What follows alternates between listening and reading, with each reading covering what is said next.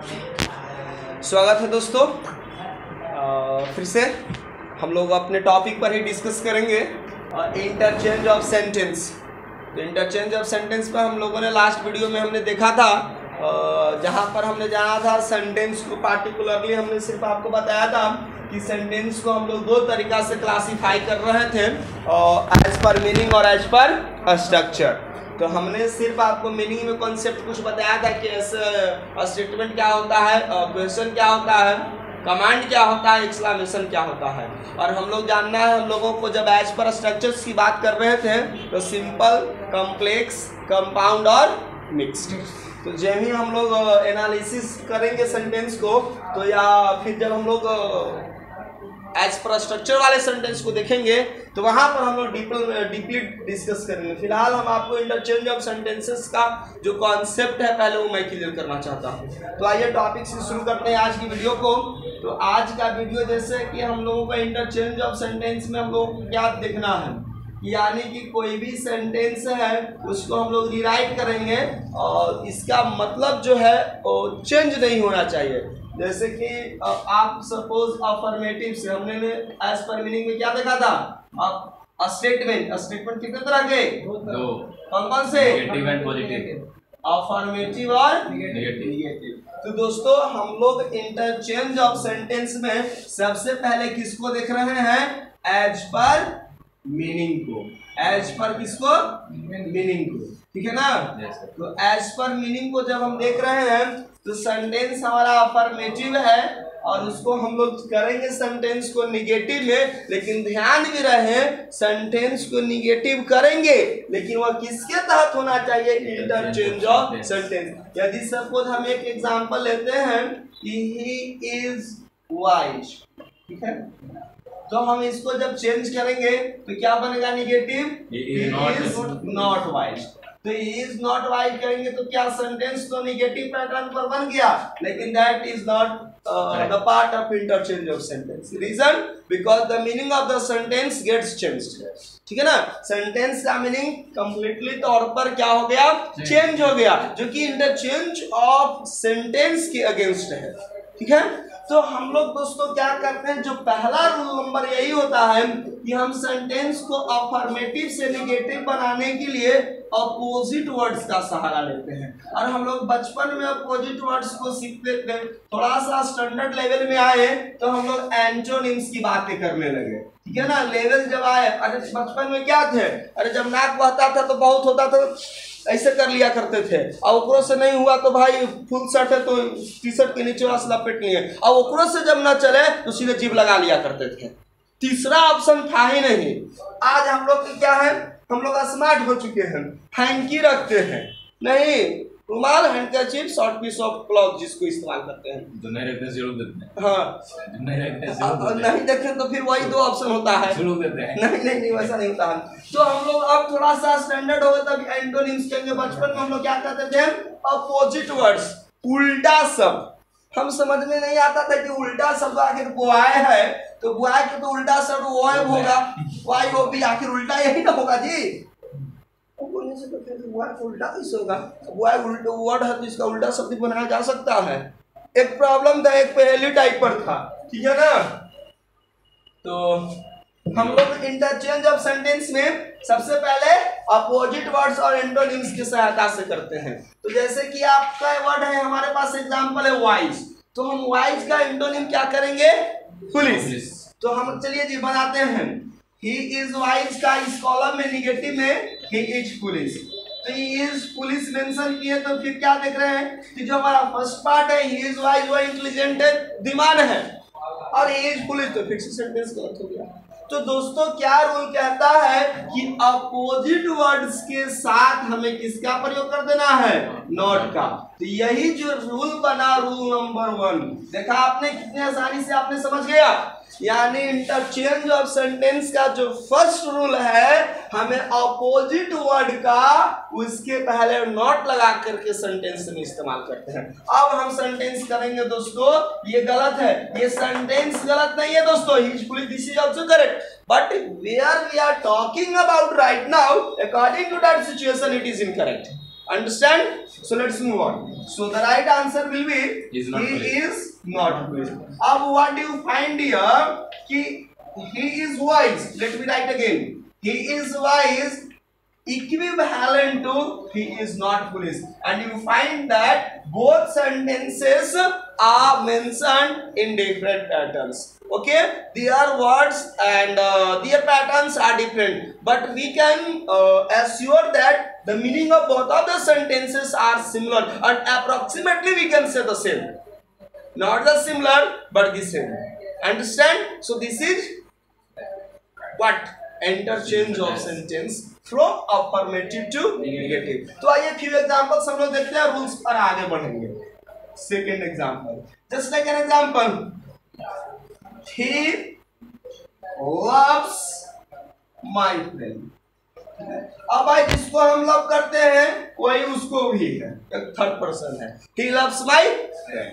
तो अब हमें क्या करना है, इस सेंटेंस को ट्रांसफॉर्मेशन के तहत चेंज करते हैं.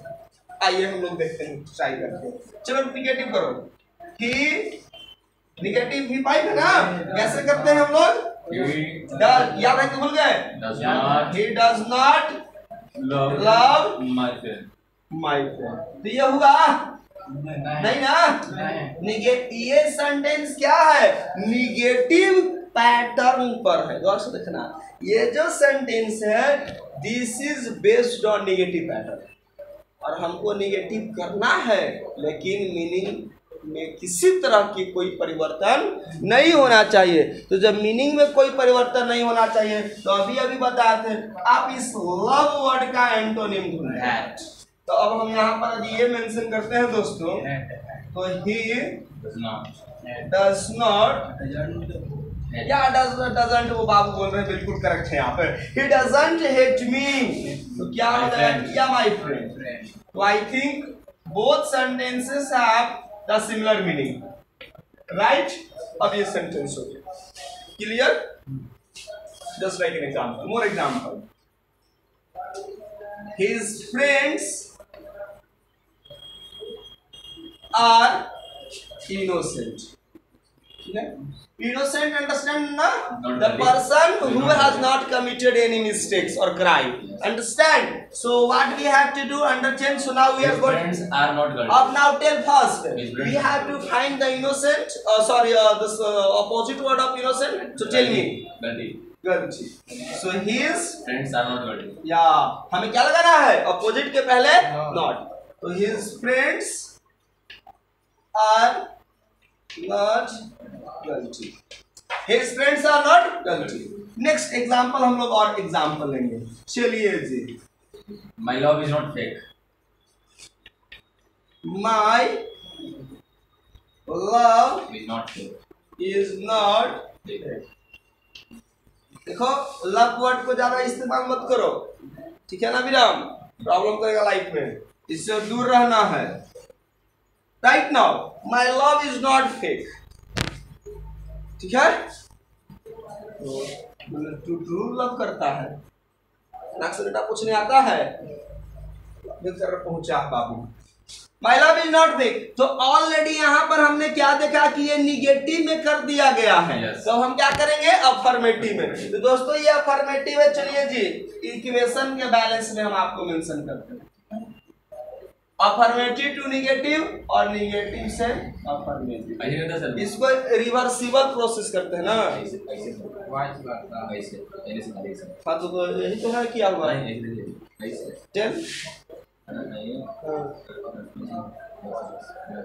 मतलब इस तरह से एक साइड. चलिए गुड, मतलब एक साइड होना चाहिए. This is not बिलो ऐसे. This is the right form. This is the right form. चलिए, with the help of chemistry rule. my friends, with the help of ये बता रहे थे सिंबल सर ऐसे मेंशन करना है वाइस वर्सा का. Means we are changing sentences from affirmative to negative, and where we find the sentences from negative, we will convert into affirmative. So एक मुका हम मर लिया और एक मुका तुम मार ना. तू घर कहीं जाके अपन मम्मी से ना हम कहो इक्वेशन बैलेंस हो गया. नहीं तो फिर जेलस की भावना रहेगी ना. वही चीज है, यही होता था बचपन में हम लोग. अब बाय द चांस अब उसमें भी प्रॉब्लम तो तब हो जाती कि तू कस के मर, उसका कैसे मेजरमेंट होगा कि तू कस के मार, हम धीरे मारे थे, तो ऐसा कंडीशन में हम 2 बार मारेंगे। अब फिर 2 बार मारा तो फिर प्रॉब्लम, भाई हम 1 बार मारे थे 2 बार हो गया। कुल मिलाकर के समाधान होता नहीं था, प्रॉब्लम धीरे धीरे घर तक पहुंची जाती थी और वहां पर असली मतलब जो भी होता था ना समाधान हम लोग को मिलता था, सोल्यूशन। 2 झड़वा उधरों से 2 झड़वा तो फिर पता था भाई अच्छा तो क्या अपने में सुलझा लेते हैं। तो आइए, माई लव इज, अब फेक वर्ड को हमको सिंपली खाली बता दीजिए क्या हो जाएगा। जेन्युइन भी कह सकते हैं, ट्रू भी कह सकते हैं, रियल वर्ड भी इस्तेमाल करो। जेन्युइन वर्ड इस्तेमाल करिएगा, ठीक है।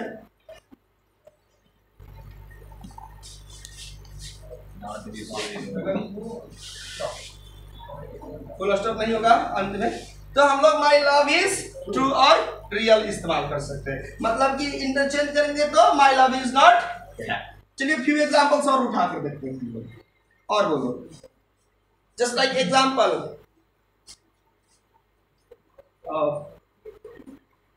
he is a rich man. runs very fast without shoes। Bihari है ना हम लोग, बिना हम लोग शूज के दौड़ने की प्रैक्टिस करते हैं। एज ए रिजल्ट कई दफा क्या होता है लोगों को कि शूज में लोगों को दौड़ने हैं, अब हैबिचुएटेड हो रहे हैं। खेत खलिहान में खेलने वाले गली में हम लोग क्या फुटबॉल खेलते हैं, ऐसे ही बेयरफुट। तो he runs very fast without shoes। अब हमें कहाँ ढूंढना है, इस एडवर्ब को।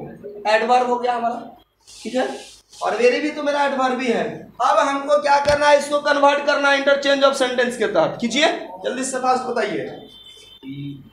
he does not, या does not run very fast, does not run very slowly, run very. अब वेरी फास्ट कहेंगे तो फिर कंप्लीट चेंज हो जाएगा, Slow। तो उसको चेंज करेंगे तो उसको क्या बताया, जल्दी से बताओ। What is this? This sentence is based on negative pattern. ठीक है, इसको नेगेटिव पैटर्न कहेंगे, नेगेटिव सेंटेंस, यानी जो नेगेटिव पैटर्न है उस पर किया गया है, ठीक है ना। बट हम लोग इंटरचेंज ऑफ सेंटेंस सीख रहे हैं, जिसका मुख्य जो मेन इंटेंशन होता है, we have to try to keep the meaning of the sentences constant, not to be what changed. हम लोगों को चेंज नहीं लाना है। So he doesn't run very slow. What will be the right answer? Slow and slowly. He doesn't run very slow. No. Slow is adjective. Right answer will be slowly. Why not fastly, sir? Because fast is itself an adjective as well as an adverb. Just like he is a fast runner. So here fast is adjective. The Rajdhani Express is a fast train. Here fast is adjective because qualifying the word train. That is noun. Good answer. Wow, yes, thank you. And the another one is the Rajdhani Express runs fast. So here fast is an adverb. So here he does not run very slow. Incorrect. Slowly will be the right answer. So good attention. Thank you. Slowly will be the right form. He doesn't run very slowly without what? Shoes. So this is the right one. More examples can you have? Can you present me more examples? So which part may I read? Children, one examples I write here. As per meaning को मैं read करता हूँ. Tell me few examples if you have. With the we have to think 2 words and like that. My hair. Holiday. Today is holiday. आज हम लोगों की holiday है, but we are working currently, right. So holiday जो हमारा ये जो noun है, अब हमें इसका इंटोनिंग मेंशन करना है। टुडे इज हॉलीडे, सो हम लोग क्या कर सकते हैं, tell me fast. Today is not Working day. Today is not a working day, या आप कर सकते हो वर्किंग डे, या टुडे इज, हाँ today is not a working day. नहीं तो फिर हमें लिखना चाहिए था we are not on work today, लेकिन सेंटेंस वैसा हमारा नहीं था, ठीक है ना। Today is holiday, today is a holiday होना चाहिए, टुडे इज अ हॉलीडे, ठीक है। So today is not a working day, ये चीज हो गया।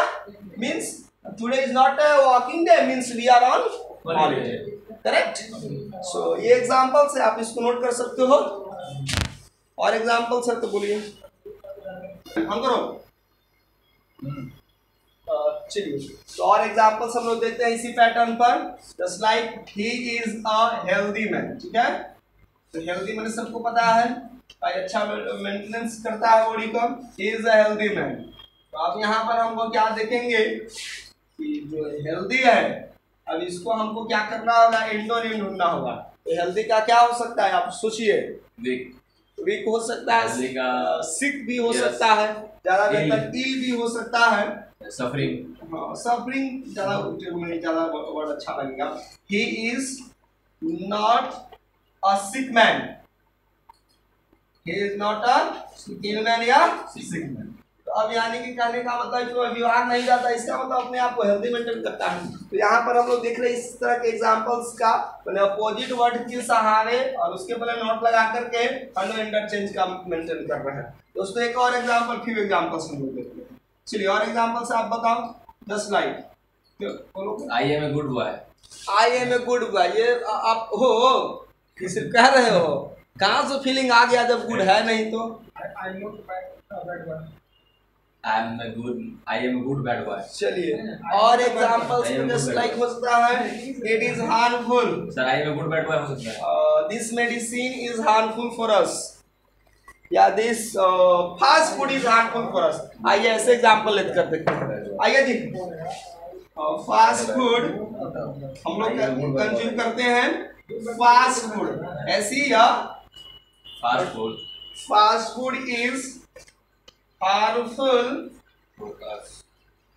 for us या our body। ये बिल्कुल नॉर्मल सेंटेंसेस दिखाई दे रहे हैं।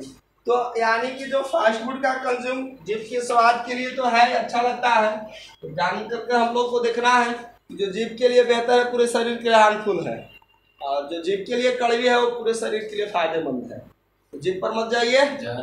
जहर एग्जाम्पल आप ले रहे हैं, आप ही ट्राई करके देखिए ना। तो अब हमें क्या ढूंढना है, हार्मफुल का। तो हार्मफुल का मतलब हमको पता है that is not good for our body या नॉट सुटेबल। तो अब आपको हमको क्या करना है, हार्मफुल का एंटोनिम ढूंढना है, ठीक है, सिनोनिमस वर्ड नहीं ढूंढना है। तो हम कह सकते हैं कि फास्ट फूड इज नॉट। अब बताओ हार्मफुल का बताओ जी, एंटोनिम। यूजफुल कर सकते हैं, हार्मलेस भी कर सकते हैं। Fast food is not, less लगाने से ऑलरेडी निगेटिव बनता है, पता है ना। तो fast food is not harmless, already ये निगेटिव बन गया, और यदि नॉट हटा देंगे तो मीनिंग चेंज हो जाएगा, इसलिए नॉट रहेगा नियम के अनुसार। Fast food is not harmless for us. दोस्तों आपने इस तरह से क्या देखा, फिर से मैं समराइज करता हूं कि अपोजिट वर्ड का सहायता लेकर के उसके पहले हम लोग negative word adverb of negation, not क्या है, एडवर्ब है, और एडवर्ब में भी कैसा कौन सा काइंड है, तो व्हाट, एडवर्ब ऑफ निगेशन, जहां पर हम लोग नॉट का इस्तेमाल करते हैं। तो इसका प्रयोग करके हम लोग इंटरचेंज ऑफ सेंटेंस को देख रहे थे। तो दोस्तों आज की सेशन में इतना ही बातें करेंगे, अगले वीडियो में हम लोग मिलते हैं कुछ नए रूल्स के साथ। तो आप इंतजार करें, फिलहाल के लिए सबको धन्यवाद।